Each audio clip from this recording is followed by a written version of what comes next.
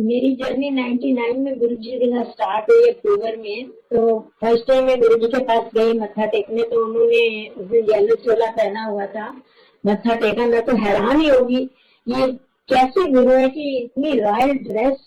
जैसे एंटर किया empire state में, राइट हैंड साइड पे एल के अडवाणी जी और देवीलाल जी और उस दिन अरुण शौरी जी बैठे थे। तो मैं खुद पार्लियामेंट में जॉब करती थी, लोकसभा में इन मेंबर्स ऑफ पार्लियामेंट को डील करती थी। तो मैं बड़ी हैरान होगी कि ये लोग यहाँ क्या कर रहे हैं। तो सत्संग अटेंड किया पहली बार हमने। तो अडवाणी जी, मैं तब गुजरात डील करती थी, सैलरी बनाती थी। तो नेक्स्ट डे अडवाणी जी मेरे पास आए। मेरी इतनी हिम्मत नहीं हुई उनसे कि सर आप वहां क्या करने जाते हो। उसके बाद एक मेरे पास भी आए, फिर भी मेरी कोई ऐसी गुरुजी ने आवरण डाला हुआ था कि कभी हिम्मत ही नहीं पड़ती थी किसी से पूछने की आप लोग वहां क्या करने जाते हो।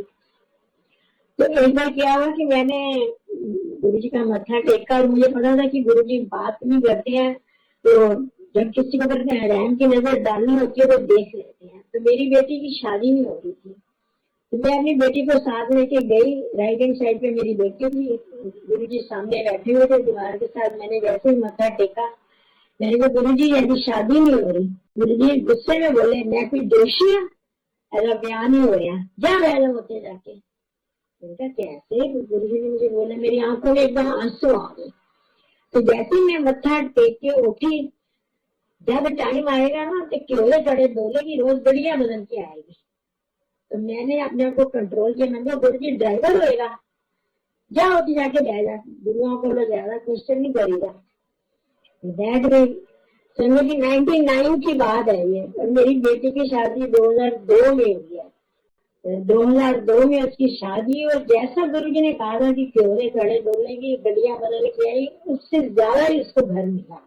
यार पंजाबी बिकता, उनका बॉल बिलिंग का बिजनेस है, और गुरुजी की कही बात बिल्कुल एकदम सच है। 10 दिसंबर 1999 में सरदारों के फार्म हाउस में सत्संग था गुरुजी का, और वहां पर कोई उस दिन भजन नहीं चला, कोई गुरबाणी नहीं हुई, सिर्फ पंजाबी गाने। चंडीगढ़ से पार्टी आई हुई थी, जागो की। मैंने अंकल को बोला, मैंने कहा कि ये क्या, लेकिन ये सत्संग है, ये गुरुजी की तो बड़ी ऐश हुई है यहाँ पे। तो गुरुजी बिल्कुल चेयर पे बैठे, हम उनके आसपास बैठे हुए सारे, बहुत नजदीकी से गुरुजी अपने आप से प्रसाद दे रहे थे। और जब भी गुरुजी ने प्रसाद देना, उन्होंने एक हाथ से देना, हमारे दोनों हाथ भर जाने, प्रसाद खाना, बाहर जाके हाथ धो के आना, फिर गुरुजी के यहाँ बैठ जाना। तो मुझे जिन सरदारों के फार्म हाउस में लेके गुरुजी ने एंटर किया, तो पूरे रास्ते में गुलाब के फूलों की चद्दर बिछी हुई थी। तो मैं इतनी ज्यादा नोन नहीं थी गुरुजी की उनकी कृपा की। उसके बाद 4 मार्च 2000 में शिवरात्रि थी, बड़े मंदिर में गए। पहली शिवरात्रि थी शायद 2000 में। मैं, गुरु अंकल और मेरी भाभी, हम तीनों लेफ्ट हैंड साइड में बैठे। गुरुजी आए, अपनी गद्दी पे बैठे, तो एकदम गुरुजी का कम्प्लेक्शन तो सबको पता ही है कि मक्खन की तरह गोरे थे। एकदम आते ही वो गर्दन से नीलकंठ रूप हो गए। मैं तो एकदम सोच में पड़ी। मैंने कहा ब्रदर को बोला, काफी काफी ये क्या, ये तो गुरुजी नीले हो गए हैं बिल्कुल एकदम। चलो तेरे को पता नहीं शिव जी का अवतार है। कहा अच्छा। और अंकल वो रूप, मैंने उनका नीलकंठ रूप देखा, और उसके बाद मैं 10 साल तक मंदिर में नहीं जा पाई। 2000 से लेके 2010 तक मेरा गुरु से कोई कनेक्शन नहीं रहा। मैं आशुतोष महाराज जी का नए नए आए थे, हमने वहां जाना शुरू किया। फिर एक बार कृपा हुई कि मेरी छोटी बेटी थी, IBM में इंजीनियर थी, तो उसकी शादी नहीं हो गई थी। तो फिर मैंने बुआ अंकल का बेटा विक्की यूएसए में रहता है, तो उसने मुझे फोन करना, कहना कि बुआ आप गुरुजी के मंदिर क्यों नहीं जाते। मैं कहा जाएंगे। तो कहते नहीं, पापा उधर से आ जाएंगे गुड़गांव से, आप यहाँ से चले जाओ, और मतलब कि गुड़िया वो वहीं से आ जाएगी। मैंने कहा अच्छा जाऊंगी। एक मंडे गुजर गया, दूसरे मंडे फिर विकी का फोन आया, बुआ आप गए कि मंदिर नहीं गए। मैंने कहा नहीं बेटे, मैं नहीं जा पाई, मेरा जाना बड़ा मुश्किल है, मैं रानीवाल रहती थी। तो तीसरे सोमवार फिर आया, बुआ आप गए नहीं मंदिर। मैंने कहा नहीं। तो उसी दिन तीसरे सोमवार शाम को ही मेरी बेटी के लिए लड़का हम देख रहे थे यूएसए का। मेरी बेटी का सगाई फाइनल हो गई गुरु जी की ब्लेसिंग से, जस्ट बात करने से। तो उसके बाद मतलब कि फिर मैं गुरु जी के जाना शुरू है 2010 में। फिर उसकी अमेरिका में सगाई हुई थी। तो मैं 2008 में रिटायर हुई थी लोकसभा से एज अंडर सेक्रेटरी। एक दिन क्या हुआ, गुरु जी के मंदिर में हम लोग बैठे थे, बहुत रश हो गया। तो धीरे करते करते करते बिल्कुल गुरु जी के साथ गोडे का गोडा मिल गया। तो गुरु जी मेरे को कहते हैं बढ़िया तो पार्लियामेंट मेरे मोटे को ना थप्पे मार के ऐसे सामने फाइनेंस मिनिस्टर बैठा है। मैं कहा हाँ गुरु जी बाला साहब विखे पाटिल तू क्यों जान दी है। मैं कहा गुरु जी शामी थोड़े को लांदे ने तो सवेरे मेरे को लांदे ने, इन्होंने सैलरी मैं बढ़ानी है। पर मैं ये बड़ी हैरान थी कि गुरु जी को ये कैसे पता कि मैं पार्लियामेंट में जॉब करती हूँ। अच्छा तो फिर तो आमदाता हुई है ना। लेकिन नहीं गुरु जी आमदाता जो तुसी है। उसके बाद एक बार 2010 में जब मैं पासपोर्ट बनवाया मेरी बेटी की सगाई हुई यूएसए में, तो मेरी एक फ्रेंड ट्रेवल एजेंट के पास काम करती थी। मैं अमेरिका जा रही है, मैं अमेरिका जा रही है। मैं कहा सुन मेरा भी वीजा लगवा दे। कहती हाँ ले आ। मैंने उसको पासपोर्ट दिया, मेरा वीजा लग गया। और मेरी बेटी की शादी जुलाई में हो गई 2010 में। तो अक्टूबर में क्या हुआ, अंकल की वाइफ और वो दोनों यूएसए गए। तो ये सत्संग यहाँ पे करते थे, अपना मंदिर बनाया होता। तो इन्होंने कहा हम सत्संग बंद करके जा रहे हैं। मैंने कहा नहीं रहने दो, आप बंद मत करो, मैं ही रानीबाग से आकर के सत्संग को चालू रखूंगी, आप मंदिर बंद कर मत करके जाओ। तो इन्होंने 6 वीरवार जो था मैं रानीबाग से रविंद्र नगर आती रही और सत्संग 10-15 लोग होते थे, ज्यादा लोग होते थे, खुद ही लंगर बनाते थे करते थे। तो मेरा बेटा उन दिनों बॉम्बे रहता था। तो मैं बॉम्बे कैंसिल टिकट करा करके यहाँ सत्संग की सेवा में लग गई। तो जैसे ही 6 वीरवार के बाद 6 वीरवार हुए और 7वें वीरवार ये लोग वापस आए। तो मैंने कहा चलो फिर 7वें वीरवार मेरे बेटे का फोन आ गया कि मम्मी अब आप बॉम्बे मत आना, मैं दिल्ली आ रहा हूँ। मैंने कहा क्यों क्या हुआ। कहता हमने यूएसए जा रहे हैं। मैंने कहा यूएसए जा रही है। कहता हाँ। तो जो दो आंटी टैक्सी लेके यूएसए से वापस आई थी, वही टैक्सी मैंने कैरी करके हम लोग यूएसए पहुंचे 16 जुलाई को। जैसे मैं यूएसए पहुंची तो वहां पर सामान तो अपने आप ही लेके जाना होता था। ट्रॉली को मैं रूम के अंदर लेके गई। सामने जैसे मैंने ट्रॉली को आगे पीछे किया तो दरवाजे के ऊपर मुझे ओम नजर आया। अच्छा जैसे फिर दोबारा मैं ट्रॉली को पीछे करके आगे करती हूँ तो एक ओंकार नजर आया दरवाजे के ऊपर। मैंने बेटे को बोला, मैंने कहा कि ये यहाँ पे कोई इंडियन लड़का रह के गया होगा, तभी इसको ओम और एक ओंकार मुझे नजर आ रहा है, स्टिकर लगाया होगा। तो वैसे ही हमने दरवाजा खुला, देखा कोई उनका वो नहीं था, कोई एक ओंकार नहीं था, सिर्फ एक कुंडी थी और मुझे गुरु जी ने वहां दर्शन दिए। और जैसे ही अंदर घुसे तो मैंने अपने बेटे से मैंने कहा बेटे इस बार तो हम तवा नहीं लेके आए, रोटी कैसे बनाएंगे। Immediately a boy came non stick fry pan लेके आए। Madam this is for you. मैंने ये आप कहाँ से लेके आ गए। कहते somebody some lady housekeeper has sent it to you. फिर उसके बाद हम 27 अगस्त तक वहां पे रहे। 28 अगस्त को हमें वापस आना था और मेरे बेटे की टिकट 28 की कंपनी वालों ने करा दी, मेरी 27 की थी। मैंने चलो कोई बात नहीं, क्या हुआ कि वहां पर सुनामी आना था। ठीक है तो अब सब लोग जो है घर में अपना स्टॉक इकट्ठा कर रहे हैं खाने का और हम खाली कर रहे हैं। तो बेटे ने कहा कि चलो मैं अपनी टिकट कैंसिल कराता हूँ, क्योंकि अगर आपकी कराऊंगा तो मेरे को पैसा देने पड़ेगा, और मैं अपनी कराऊंगा तो कंपनी पे करेगी। उसने अपनी टिकट भी 27 अगस्त की कर दी। और संगत जी उस दिन 5 बजे हम घर से निकले यूएसए से। हमारी फ्लाइट के बाद कोई फ्लाइट नहीं हो रही और हम लोग 15 घंटे में चेंज ओवर फ्लाइट करके इंडिया पहुंच गए। और नेक्स्ट डे हुलिगन आया और सबके फोन आए कि आप लोग अच्छा हुआ चले गए, या तो सारा लाइट वगैरह डिस्कनेक्ट हो गई, खाने को कुछ नहीं था, एवरीथिंग हो चुके। तो ये गुरु जी की कृपा थी। गुरु जी पल पल आपके साथ होते हैं। अगर आपका अनकंडीशनल लव जो है गुरु जी के साथ है, गुरु जी की बहुत ही ब्लेसिंग। आप गुरु जी को अगर आप मन से याद भी करते हैं तो गुरु जी आपका मोटा पकड़ के कहते हैं मैं तेरे पास हूँ, मत फिक्र कर, मैं अच्छी यहाँ, तू कितने न जा। और मेरे साथ हमेशा ही ऐसे होता है। रिटायरमेंट के बाद मैंने शेयर मार्केट का काम शुरू किया था। तो ऐसे करते करते पहले प्रॉफिट हो रहा था, फिर मैंने कमोडिटी में करना शुरू किया। तो मेरे को 21 मई का दिन था। उस दिन जो चांदी थी 34,000 से 74,000 पे पहुंच गई। और मैं पहले सेल करती थी, बाद में बाई करती थी।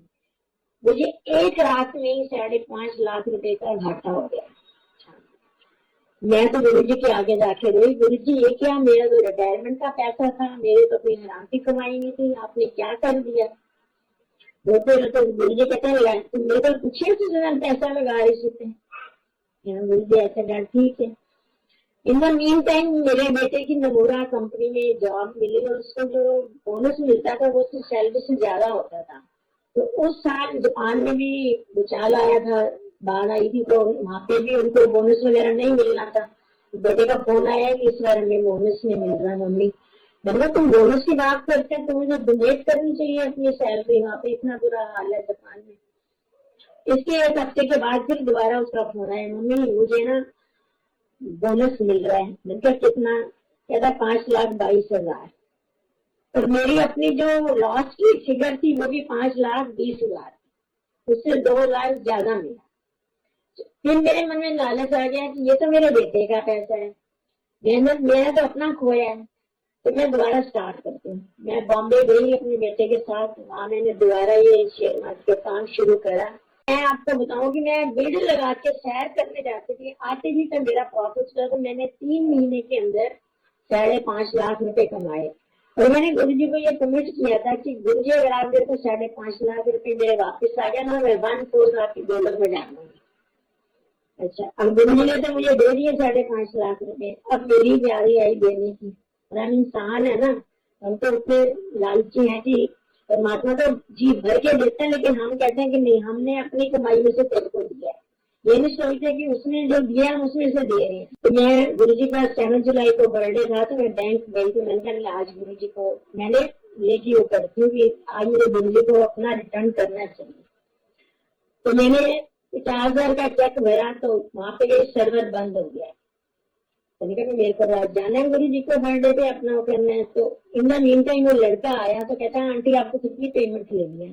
मैंने कहा मुझे 50,000 लेनी है। कहता मैं आंटी मैं आपको 25,000 दे सकता हूँ बिना किसी चेक के। मैंने कहा चलो 25 दे दो, मैं दूसरा चेक भर देती हूँ। उसने 25,000 दिए और मैं मंदिर गई, गुरु जी की दौलत में डाले। फिर सेकंड टाइम भी ऐसे कर लगे। थर्ड टाइम में काफी टाइम गुजर गया, शिवरात्रि आई। तो बेटे ने कहा कि मम्मी ये 25,000 पे रख लो, आप मंदिर जा रहे हो, एक पलंग वाला आएगा उसको पेमेंट करनी है। तो गुरु जी मुझे रास्ते में मेरी फीलिंग आती है कि मैंने तो गुरु जी पर डालना है, गुरु जी को मैंने माना हुआ कि मैं 1/4 डालूंगी। तो वो 25,000 जो थे फिर दोबारा मैंने गुरु जी की दौलत में डाले। और अभी भी मतलब आप मेरे उसमें से 75,000 या 50,000 मैं अभी भी नहीं कर पाई। वो गुरु जी पता नहीं मेरे से किस तरीके से करवाएंगे। फोर्थ ये था सत्संग कि मेरे हस्बैंड पक्के निरंकारी हैं बचपन से। एक दिन मैं हमको सत्संग में ले गई, तो उन्होंने क्या देखा कि बाबा हरदेव सिंह जी की फोटो में गुरु जी नजर आ रहे हैं। उस दिन से उन्होंने मंदिर में जाना शुरू किया और वो वीकली 3 डेज लॉकडाउन से पहले सेवा करने जाते हैं, मंडे, थर्सडे एंड सैटरडे। उनको जब भी वो जहाँ गुरु जी की फोटो देखते हैं उनको बाबा हरदेव सिंह जी नजर आते हैं। इसलिए संगत जी, आप जो पुरानी संगत जिन्होंने गुरु जी को बिल्कुल साक्षात लेके देखा है, उनके मेरे और लड़की क्या होगा कि गोडे से गोडा मिला के मैं उनके साथ बैठी रही। मेरे को उन्होंने हाथ मार के कहा बढ़िया ही तो पार्लियामेंट में नौकरी करने वाली अधिक फाइनेंस मिनिस्टर बैठा है। हम तब भी नहीं समझ पाए। शायद उन्होंने माया का आवरण डाला हुआ था, जैसे कृष्ण भगवान ने यशोदा को अपना रूप दिखाया, फिर उसमें माया का आवरण डाले कि अगर मैंने इसको भगवान का रूप दिखा दिया ये तो मेरी पूजा करेगी, मेरा बचपन ही नहीं वो एंजॉय कर पाएगी। तो उन्होंने माया का आवरण डाल दिया था। शायद गुरु जी ने इसी प्रकार हमारे सबके ऊपर माया का आवरण डाला हुआ था, हम गुरु जी को भगवान नहीं समझ पाए। एक बार मेरा सत्संग जब मैं रानीबाग से जाती थी तो कहती थी गुरु जी आप बड़े दूर बैठे हो, मेरे को 4 घंटे लग जाते हैं आते आते। तो मैं दुआमदर के साथ जाती थी, मेरे पास कोई ट्रांसपोर्ट भी नहीं था। तो क्या हुआ कि ऐसे करते करते मेरे बेटे की शादी हुई और वो उसने द्वारका मकान ले लिया। फिर मेरा थोड़ा डिस्टेंस दूर हो गया 1 घंटे का। फिर भी मैंने कहा गुरुजी आप बड़ी दूर बैठे हो। फिर गुरुजी ने मुझे 2015 में गुड़गांव शिफ्ट किया और वहीं मैंने अपना मकान खरीद लिया गुड़गांव में। और जिस मकान को मैंने खरीदा उसके ऊपर जैसे ही हमने एंटर किया ओम और त्रिशूल बना हुआ और स्वास्तिक बना हुआ था। तो हम पहले रेंट पे रहे 3 साल, उसके बाद हमने उसी घर को खरीद लिया। और अब गुरुजी मुझे सपने में कई बार कहते हैं हम तो तुम नवेरे आ गई है, हम तो तू आना ही छाड़ा देता है। तो लेकिन मेरा छूट गया, लेकिन मेरे हस्बैंड जो है 28 दिन वीक वहाँ पे सेवा करने जाते हैं। उन्हें घर का कोई भी एक आदमी जाता है तो गुरुजी कहते हैं कि जिसका एक आदमी भी घर से आता है वो मतलब कल्याण करता हूँ सबके। और वाकई गुरुजी ने बहुत कल्याण किया है, हमने गुरुजी को समझा नहीं। और आज हम कई बार रोते भी है रात को उठ के, गुरुजी हम उस वक्त आपको क्यों नहीं समझे। कहते हैं कि गोविंद से तो गुरु मिलाता है, गुरु से कौन मिलाता है आपको। तो कहते हैं कि गोविंद से सच्ची मिलने की चाह ही आपको गुरु से मिलाती है। तो हमारी क्या औकात है, हम तो टमाटर प्याज में नहीं खरीद सकते हैं। उसको बोले कि उसमें भी हम ठहरा, तो गुरु कैसे, गुरु हमें चुनता है ना कि हम गुरु को चुनते हैं। और गुरु ही हमारे पास चल के आता है, ना कि हम, जो हमारे किसी कर्मों का फल होता होगा कि गुरु हमें मिलते हैं। तो संगत जी गुरु जी हर पल हमारे साथ हैं और हमेशा वो अपना दिखाते हैं कि मैं तुम्हारे साथ हूँ, तुम घबराओ मत। और मेरे साथ तो अक्सर ही ऐसा होता है कि पेपर लगते ही साथ साथ ही चल रहे हैं। एक बार ऐसा हुआ कि मेरे को ना बचपन से जुकाम लगा रहता था, बचपन से ही मैंने बड़े इमले की इलाज किए, जुकाम ठीक नहीं हुआ। तो मैं द्वारका से मैंने बस पकड़ी, 717 नंबर एसी बस थी, मैंने ग्रीन वाली बस बैठे एसी बस पकड़ी और मैं अपने मुंह के ऊपर रुमाल रख के बैठी हुई थी। फ्रंट गेट से एक अंकल आए, बुजुर्ग से, सफेद दाढ़ी और वो पंजाब वाली ड्रेस पहनी हुई, लुंगी और हाथ में दूध का डब्बा उठाया हुआ, और मेरे साथ ही आके बैठ गए। एसी बस थी, बड़े 4-5 पैसेंजर थे और मैं लेडीज सीट पे बैठी हुई थी। तो जैसे मैं बैठी तो कहते हैं की होया, मैं क्या बाबा जी मैनू ना बड़ा जुकाम लगता है, फिर तो दवाई क्यों नहीं लेंदी। मैं क्या बाबा जी मैंने कोई दवाई असर ही नहीं करनी, तो सोनीपत तो मैं एक दवाई मंगानी है तो मैं जा नहीं पा रही हूँ वहां। तो ले लोग पहाड़ा से चले जाते दवाई लेन, तो तू सोनीपत नहीं जा सकती। मैं क्या हाँ बाबा जी मैं जावांगी। अच्छा तू मेरे को फोन नंबर ले ला, तो मैंने तो फोन करी, तेन मैं दसांगा डॉक्टर। समझ गया, मैं नंबर लिख ली, मैंने 9 नंबर लिखे और 10वां नंबर मैं लिखती हूँ कि वो अंकल उतर गए। जैसे ही उतर गए मैंने उसके बाद सारे डिजिट मिला के फोन नंबर मिलाए, मुझे वो अंकल का नंबर नहीं मिला। और इन द मीन टाइम मैं छतरपुर पहुंची, 2 अंकल आए, उनके साथ मैं मंदिर गई, मंदिर से मैं वापस आई। तो वापस आई तो मेरा रुमाल नेपालपुर में मुझे ड्रॉप करते थे, मैंने द्वारका जाना होता था, तो मेरा रुमाल ही गिर गया। मैंने कहा ले और मेरा तो मैं तो रुमाल के बगैर रह ही नहीं सकती, मैं तो कॉटन की चादरें फाड़ फाड़ के रुमाल बनाती थी, इतना मेरे को जुकाम होता था। मैंने सामने विशाल वाले से रुमाल खरीदा, वहां से बस पकड़ी और मैं उतरी। और मैं सुबह कैसे ही उठी, मुझे उठते ही ना कम से कम 15-20 लेकिन 50 तक छींके आ जाती थी। मैं सुबह उठी, मेरे को छींक ना आई। बच्चे कहे मम्मी आज क्या हो गया, आज आपने क्या दवाई खाई है, ये आज आपको छींक ही नहीं आ रही। 2 साल हो गया। उसके बाद मैंने बड़ा रुमाल कभी पकड़ा ही नहीं। और बताइए वो कौन से अंकल थे, कौन आए, क्या आए, फिर क्या उन्होंने ये कहा कि सोनीपत से दवाई तो ले आना। और उस दिन के बाद मैं भाई कोरियर में दवाई मंगा लेती हूँ। कभी कभी मुझे लगता है तो एक आध दफन पी के तो मेरा वो जुकाम जो है, लेकिन मुझे आज तक वैसा जुकाम नहीं लगा जो कि लेकिन मुझे बचपन से लगा आता था। और वो मुझे अंकल कभी नजर ही नहीं आए। और वाकई उन्होंने उस लहजे में बोला क्यों होया, दवाई क्यों नहीं लांदी तू, है लोग पहाड़ा से चले जाते हैं, जिस तरह के गुरु जी पंजाबी में बोलते थे, बिल्कुल उसी लहजे में उन्होंने मेरे से बोला। तो संगत जी साक्षात गुरु जी कलयुग के परमात्मा है।